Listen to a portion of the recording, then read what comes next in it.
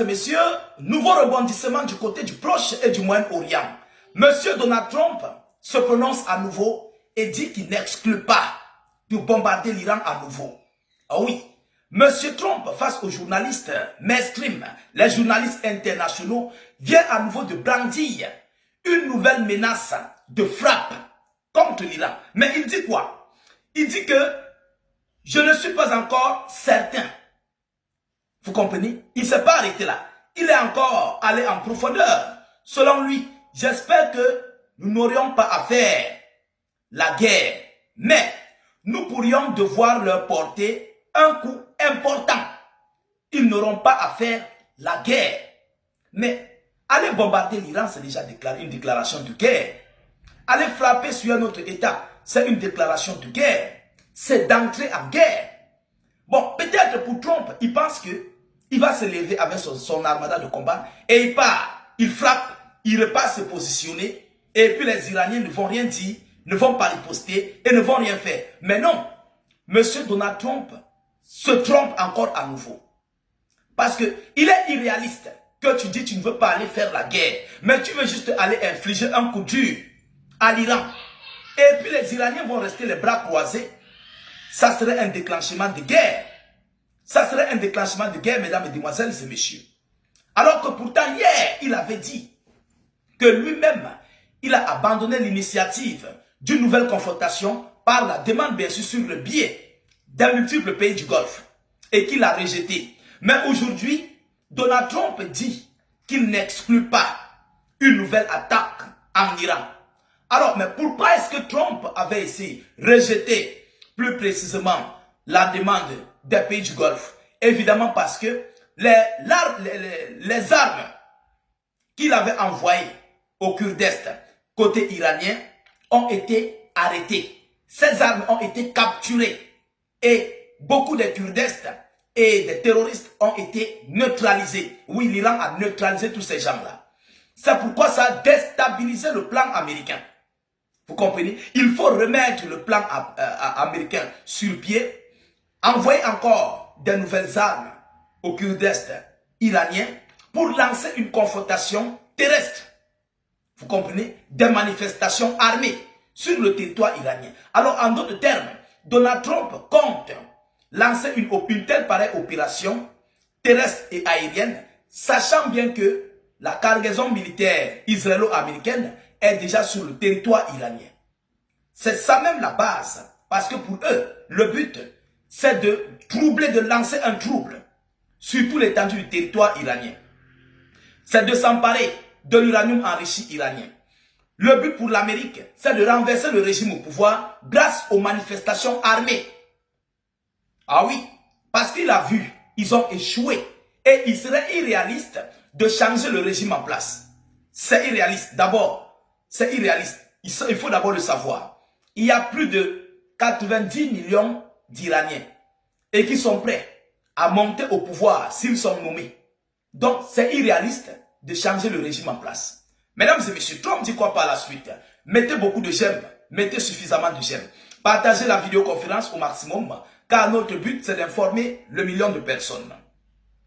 Donald Trump n'exclut pas une nouvelle attaque en Iran. Le président américain Donald Trump a déclaré que les États-Unis d'Amérique pourraient avoir besoin de frapper de nouveau l'Iran. La veille, il avait annoncé sur son réseau Truth Social avoir suspendu une attaque contre le pays pour favoriser les négociations de paix.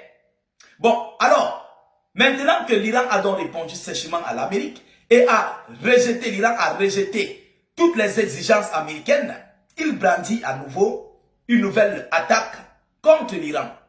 Alors qu'hier, il a totalement retourné la veste et a dit que ce sont les pays du Golfe qui ont demandé l'attaque, mais il a rejeté. Et il revient aujourd'hui à nouveau. Qu'est-ce qui s'est passé à moins de 24 heures? Qu'est-ce qui s'est bien passé à moins de 24 heures? Abonnez-vous s'il vous plaît. Il dit, je cite, « J'espère que nous n'aurons pas à faire la guerre. Nous n'aurons pas à faire la guerre. » Donc pour lui, ils vont se lever, ils vont aller bombarder et puis se retourner. Ils vont cibler des cibles stratégiques, bombarder et se retourner. Vous comprenez? Mais, nous pourrions devoir leur porter un autre coup important. Nous pourrions devoir leur porter un autre coup important. Je ne suis pas encore certain.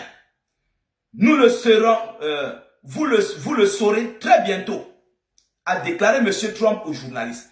Quel est le coup important que Trump fera? Alors, pour moi, je vois que le coup le plus important, c'est de lancer un nucléaire tactique ou sur le site d'Ispahan. Vous comprenez? Lancer un nucléaire tactique sur le site d'Ispahan. Ça va totalement freiner l'enrichissement d'uranium iranien. Pourquoi? Un site qui a déjà les déchets radioactifs est un site délicat et c'est un site à éviter.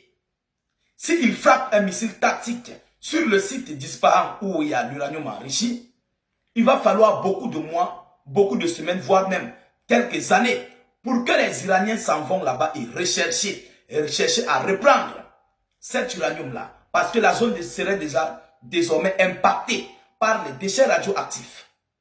Soit il va falloir que les Iraniens s'habillent très bien, se protègent bien avant d'y aller là-bas. Parce que les déchets radioactifs, ça donne des démangeaisons corporelles.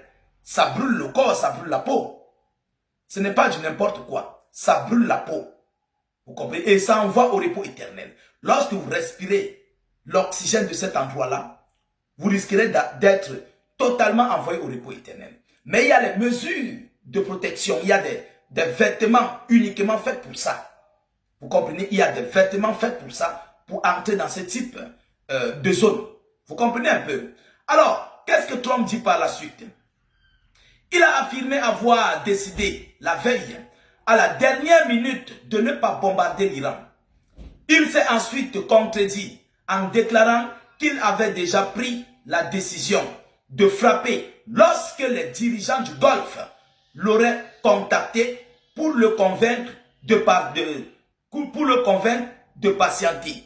Cela veut dire qu'il remet encore la balle dans le camp des multiples pays du Golfe qui doivent l'appeler pour dire qu'il faut passer en action. Vous comprenez un peu le scénario de Trump.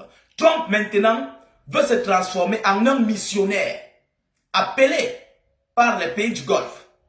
Ah oui, pour dire que ce n'est pas mon opération, c'est l'opération plus précisément des pays du Golfe qui nous appellent pour lancer l'attaque contre l'Iran. Vous comprenez? Mais comme les pays du Golfe n'ont plus d'argent et nous avons décidé de nous retirer, c'est ce qui va se passer. C'est ce qui va se passer. C'est pourquoi il dit ici, il s'est ensuite contredit en déclarant qu'il avait déjà pris la décision de frapper lorsque les dirigeants du Golfe l'auraient contacté pour le convaincre de patienter.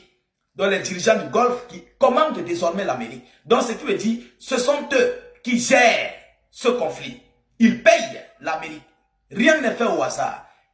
C'est-à-dire, l'Amérique ne fait rien pour rien.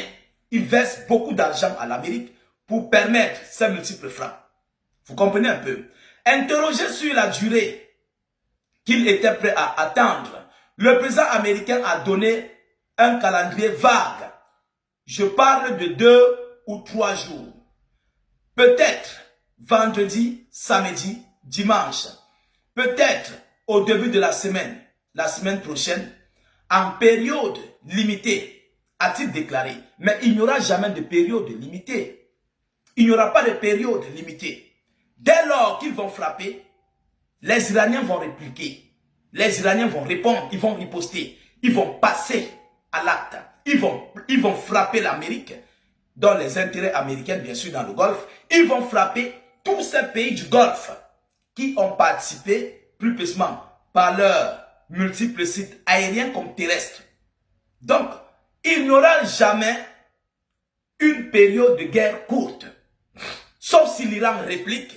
Et puis ces pays maintenant viennent pour lancer aussi leur attaque. Voilà où se situe le problème. Mesdames, Mesdemoiselles et Messieurs, mais qu'est-ce qui va bien se passer dans les prochains jours à venir? On ne sait pas encore. Voilà ici l'information que j'avais à vous relayer dans cette vidéoconférence. Partagez-la au maximum. Mettez-la partout à travers le monde. Sécurisez la vidéo avec un maximum de j'aime.